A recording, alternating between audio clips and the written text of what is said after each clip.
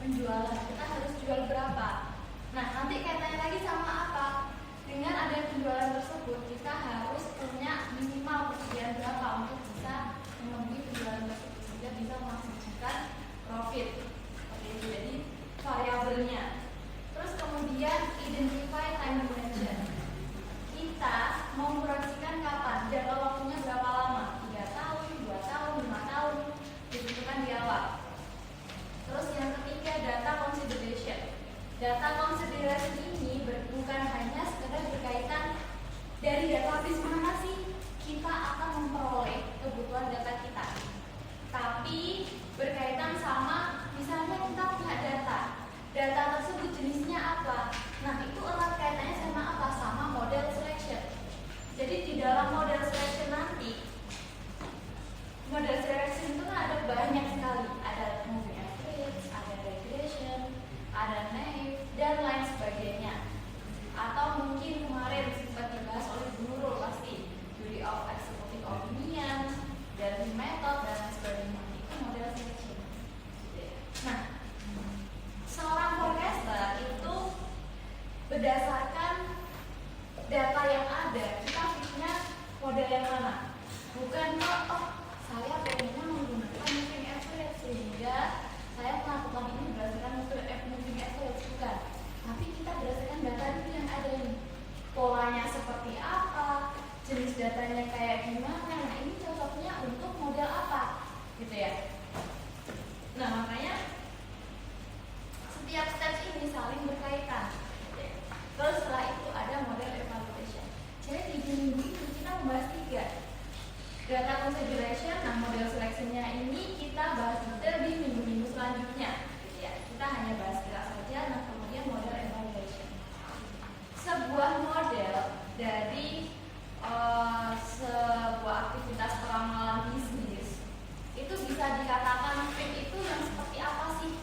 Ada nanti metodenya untuk melihat kira-kira hasil forecast tersebut menjauhi aktual atau seperti apa.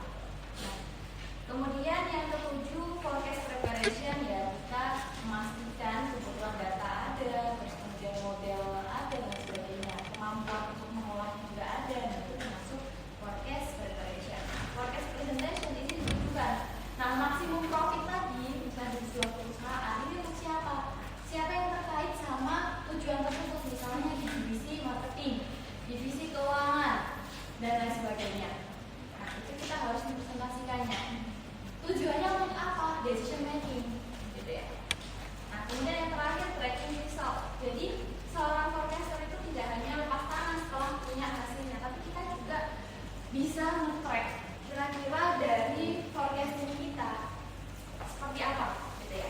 Apakah keputusan yang diambil dengan informasi hasil dari forecaster ini bisa support atau justru nggak ada support apapun, gitu. Nah, jadi seorang forecaster itu tujuannya bukan hanya sekedar meramalkan sebuah aktivitas bisnis. Tujuannya dia berusaha untuk memberikan output berupa informasi yang digunakan untuk decision making, gitu. Jadi ketika kita tahu hasilnya misalnya tadi maksimum profit, gitu ya, kita tujuannya untuk maksimalkan profit, otomatis dengan penjualan.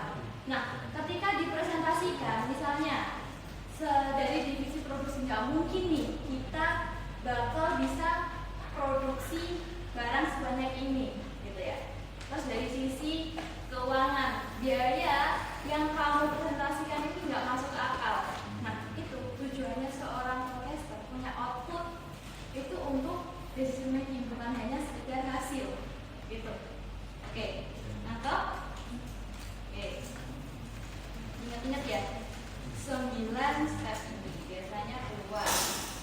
Dan kalau keluar nggak cuma diminta untuk menyebutkan, tapi jelaskan dan paling tidak misalnya kalian mau ambil case apa, contohnya.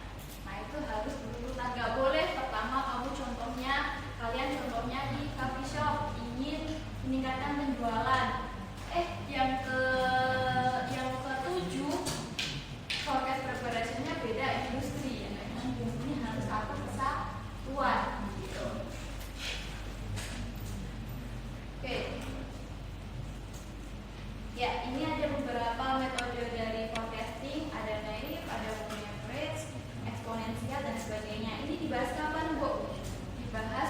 sampai minggu ke 5, 6 dan seterusnya. Sampai nanti setelah UTS, Indonesia kalian siap-siap tulusnya, gitu ya, tulusnya untuk melakukan olah data. Nah, untuk menentukan forecasting method yang mana yang sesuai, ini berdasarkan data pattern. Makanya kaitannya sebelum ada model selection kita melalui steps yaitu data consideration. Nah, di data pattern itu ada berbagai jenis data, gitu ya. Nah, kalau misal data kalian stationary, nah kalian bisa menggunakan MATLAB, Numerograph atau eksponensial. Tapi kalau selain itu, misalnya Sticker dan sebagainya, berarti kita harus mencari model lain, metode lain. Gitu. Yang paling sederhana ini naive model. Jadi ibaratnya perusahaan A dia punya data historis di bulan Juli. Bulan Juli dia melakukan penjualan sebesar 200 unit. Nah, ketika dia ingin memprediksi bulan Agustus ini bakal terjual berapa, itu ya sesuai dengan data historis 100 unit. Itu paling simpel, paling gampang. Tapi kelemahannya apa? Tentunya errornya bakal banyak, peluang terjadinya, gitu ya, biasnya. Nah, ibaratnya kita cuma copy paste dari bulan sebelumnya. Nah itu, tapi itu bisa digunakan untuk model forecasting, bisa. Misalnya di perusahaan-perusahaan yang datanya minimum, hanya sedikit, terus kemudian informasi yang bisa didapatkan minim, dan kemudian jangka waktu yang pendek atau singkat, misalnya harian, dia ingin melakukan forecast harian. Hari ini perusahaan A bisa menjual 100 unit. Nah, besok bisa menggunakan MATLAB. Tapi kalau dia berbicara terkait bulanan, kemudian tahunan, kalau menggunakan MATLAB, saya yakin pasti banyak errornya. Ketika kita mengevaluasi di beberapa metode nanti ya kita bahas di akhir, nah itu pasti spread terjadi biasnya itu sangat tinggi. Nah ini makanya very short dari time horizonnya. Nah, data consideration. Jadi ketika kita melakukan pertimbangan pemilihan data, bukan hanya sekedar dari mana sih saya bisa mendapatkan data tersebut, dari database mana, bukan, tapi kita melihat pola data itu seperti apa. Nah, pola data itu dibedakan menjadi 4. Ada irregular, ada cyclicity, trend, sama seasonality. Kita bahas yang pertama, irregularity. Jadi di dalam irregular, patternnya ini nggak begitu terlihat. Jadi fluktuasinya sangat bebas. Kita nggak bisa meng-capture ini ada kenaikan atau penurunan, tren positif atau tren penurunan. Kita nggak bisa melihatnya. Atau mungkin pola tersebut bakal berulang di berapa waktu yang akan datang, kita nggak bisa meng-capture-nya. Nah, itu irregularity. Gitu. Jadi nggak ada pola data di situ. Kemudian yang kedua ada cyclicity. Kalau kalian amati di sini panahnya ada berapa? 3. Jadi ada pengulangan. Di momen tertentu dia bakal mengulang. Gitu ya. Dia akan di titik peak. Dia akan di titik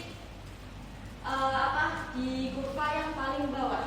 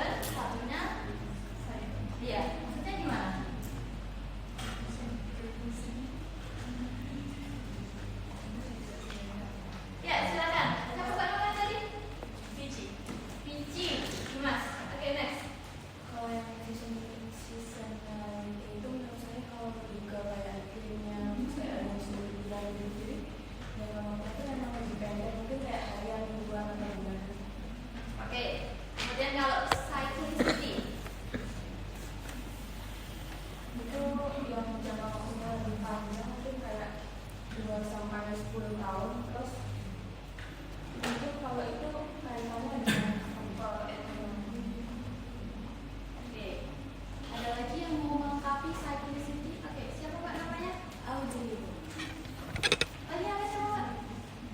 Kayak Vera. Kalau menurut saya, kalau cyclicity itu pola pengulangannya itu terjadi pada momen atau interval jangka waktu tertentu. Nah, jangka waktu ini tidak tetap seperti yang di seasonality.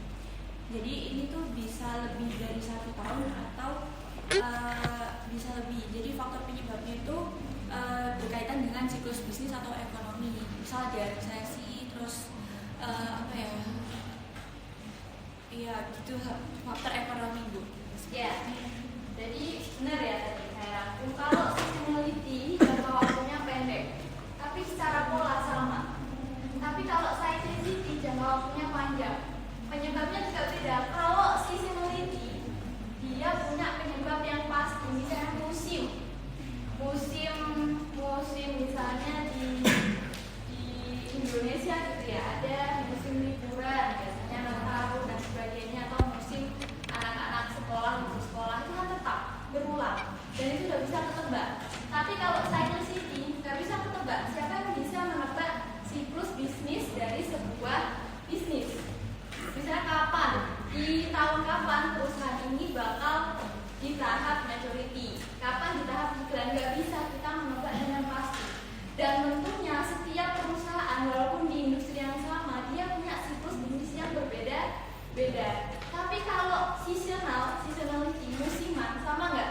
Sama, di satu lokasi tertentu, satu region tertentu. Misalnya di Indonesia musimnya sama, hanya ada 2 musim. Kita bisa nebak nggak? Bisa, antara bulan ini sampai ini, bulan ini sampai ini. Tapi kalau di siklus, kira-kira industri ini di tahun ini sampai ini dia di tahap ini, dia di iklan dan sebagainya. Nggak bisa kita menebak hal tersebut.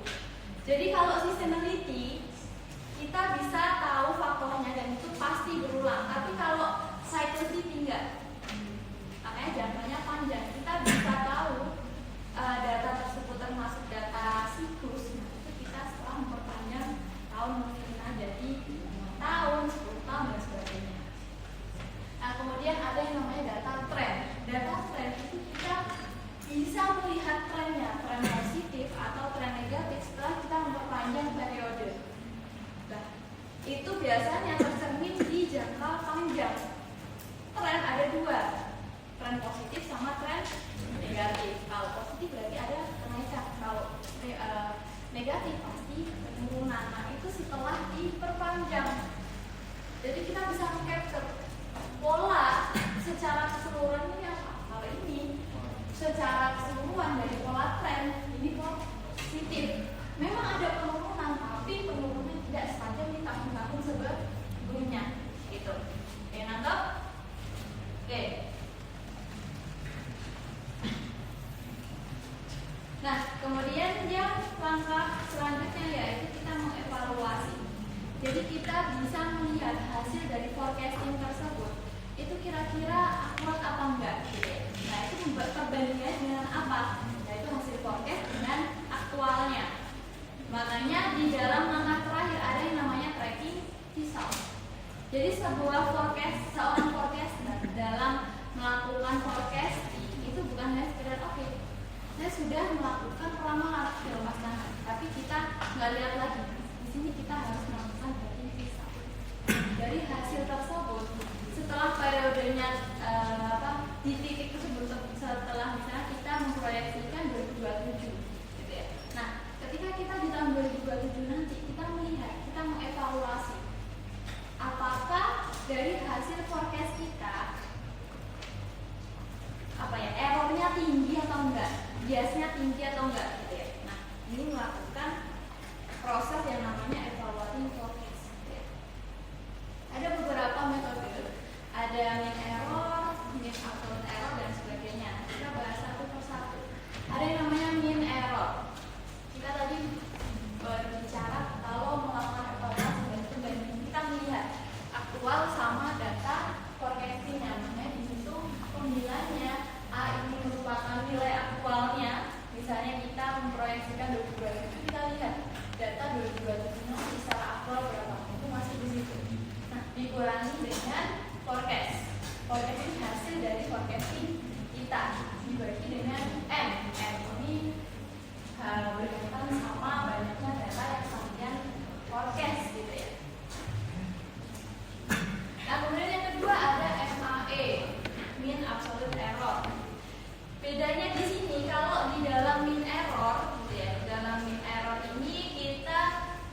melihat model yang paling oke, model yang paling good itu mendekati 0.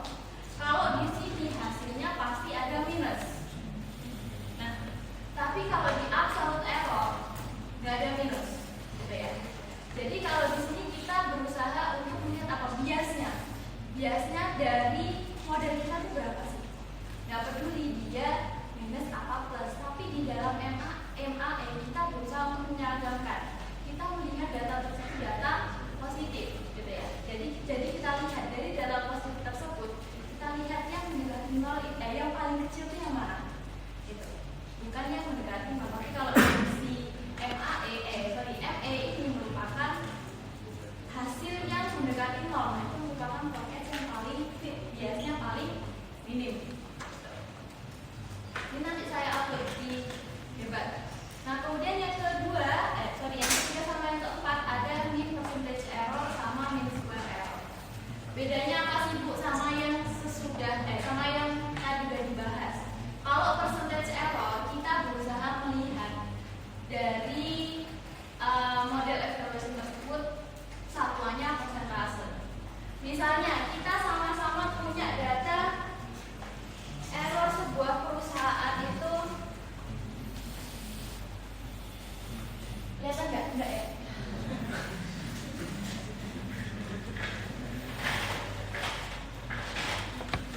Perusahaan A, perusahaan B. Misalnya penjualan di perusahaan A 100 unit, perusahaan di perusahaan B penjualannya 100 unit. Kalau satuannya seperti ini, kalian akan kesulitan melakukan analisisnya, gitu ya. Nah, makanya ada percentage error, karena kalau percentage berarti ada perbandingan, ya kan? Dibandingkan dengan apa? Misalnya kalau dibandingkan dengan penjualan 100 unit ini, terus kemudian penjualannya per unitnya 10.000. Nah ini per unitnya misalnya 100.000. Otomatis kalau kita lihat gitu ya, nanti profitnya bakal secara persentase bakal tinggi ini, ya enggak? Karena dia price-nya lebih tinggi.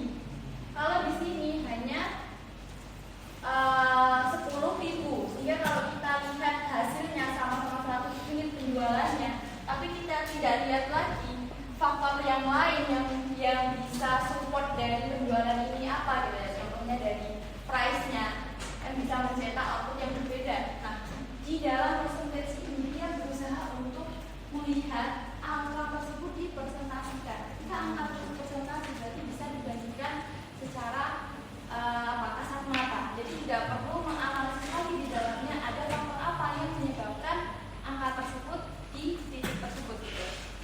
Nah, makanya di percentage ini, di percentage kan. Kemudian kalau square error ini kita di dalam matematikanya kita tinggal menambahkan pangkat 2 gitu ya. Nah, kalau kalian amati MPE sama ME ini sebenarnya sama, tapi dia mengekspresikannya berbeda. Kalau di ME tadi kan ada minus dan sebagainya. Nah, kita berusaha untuk melihat hal tersebut itu dalam persentase. Makanya di sini ada perbandingan lagi, ada dibagi aktualnya.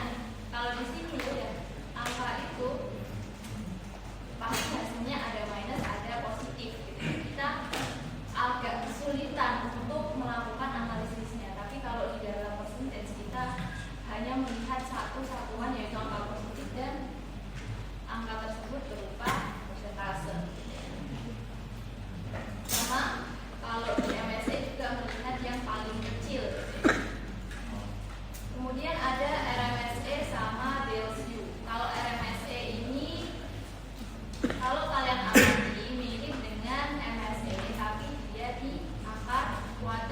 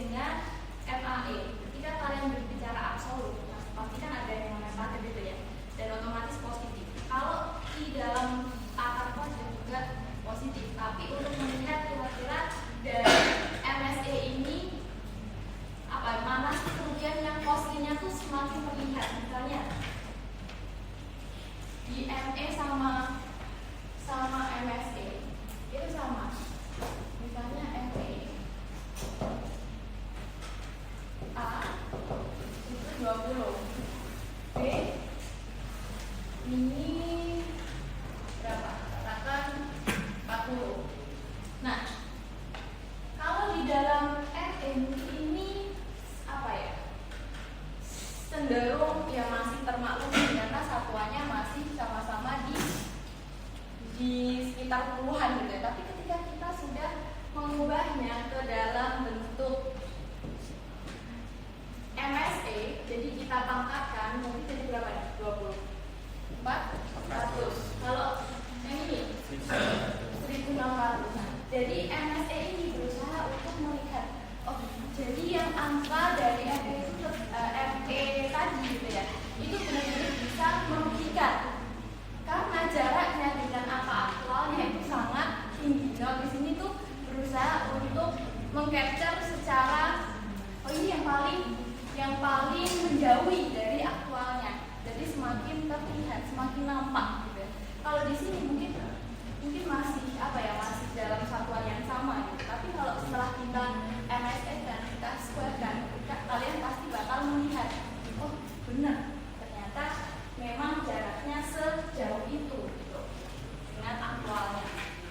Kemudian ada yang namanya Deleuze. Kalau Deleuze ini patokannya naive model. Naive tadi apa? Metode model atau metode dalam persepsi yang paling sederhana.